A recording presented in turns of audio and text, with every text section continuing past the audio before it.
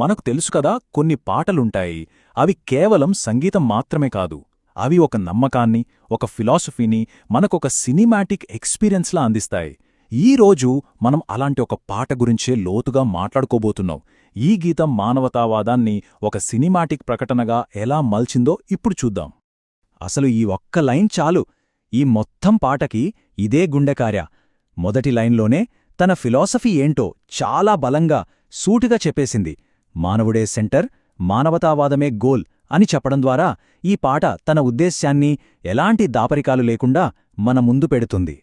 సరే, ఈ పాట తన కోర్ వాల్యూస్ని ఎలా చెప్తుంది? ఏదో థియరీలా కాకుండా చాలా శక్తివంతమైన రూపకాలతో, అంటే మెటఫర్స్తో వివరిస్తుంది. అవే ఈ పాటకి ప్రాణం పోశాయి. అసలు మానవతావాదమంటే ఏంటి?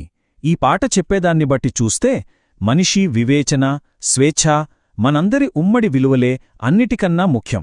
అంటే మన విలువకు, మన జీవిత ప్రయోజనానికి మనమే మూలం అని చెప్పడమన్నమాట. ఇప్పుడు చూడండి, ఈ మొదటి లైన్స్లోనే 4 పిల్లర్స్ని ఎంత బలంగా నిలబెట్టారో. మనసుని ఒక పూలతోటతో పోల్చడం, వావ్! స్వేచ్ఛే మన అత్యున్నత విలువ అని, ప్రశ్నించే హక్కే మన ఊపిరి అని, ఆలోచనే మన అసలైన ధైర్యమని చెప్పడం నిజంగా ఎంత అద్భుతంగా ఉంది కదా. సరే, ఇప్పుడు ఫస్ట్ చరణంలోకి వెళ్దాం.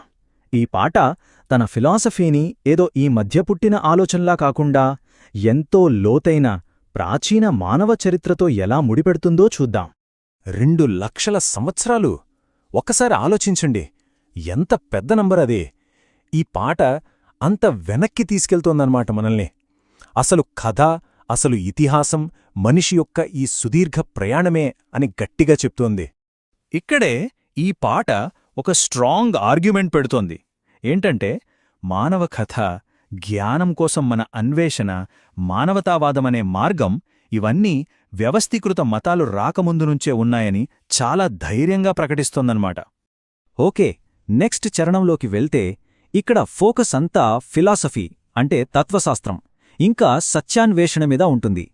ఇవి మనిషిని ఎలా మారుస్తాయో చూద్దాం. ఈ లైన్ వినండి.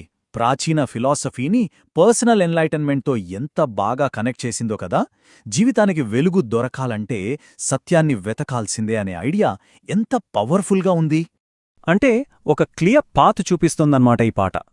ఎలాగంటే, మొదట తత్వవేత్తలు మన ఆలోచనల్ని మేల్కొలుపుతారు, ఆ తర్వాతది సత్యాన్వేషణ వైపు నడిపిస్తోంది. ఇక ఫైనల్ రిజల్ట్ ఏంటి?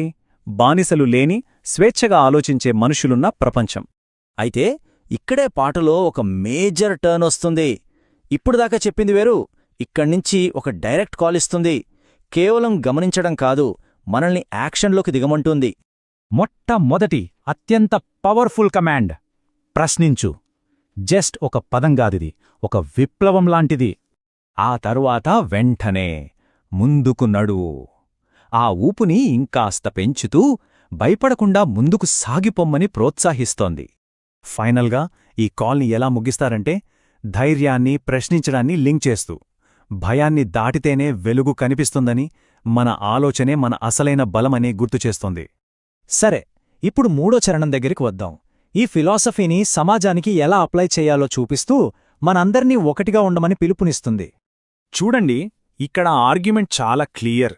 కులం, మతం ఇలాంటివి మనల్ని విడదీసే లేబుల్స్ మాత్రమే. వాటికి అతీతంగా మనందర్నీ కలిపే ఒకే ఒక్క సత్యముంది, అదే మానవత్వం. ఈ మెటఫర్ ఎంత బాగుందో చూడండి. మనమందరం ఒకే కథలో వేరువేరు పేజీలంట, కాని మనందరి లక్ష్యం మాత్రం ఒక్కటే, మానవత్వాన్ని నిలబెట్టడం. చాలా అందమైన భావన కదూ.